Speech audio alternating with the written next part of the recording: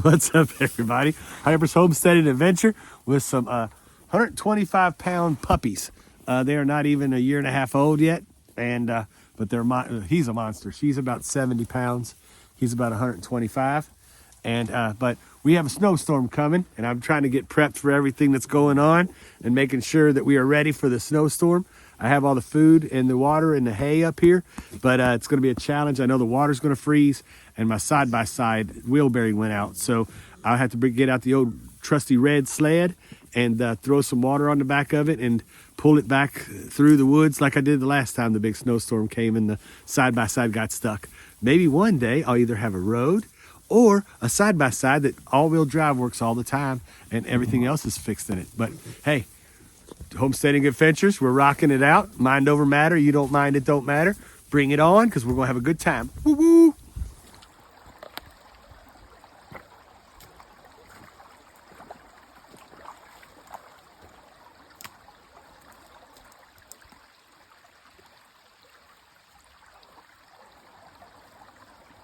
All right, Samson's ready to get his treat and eat.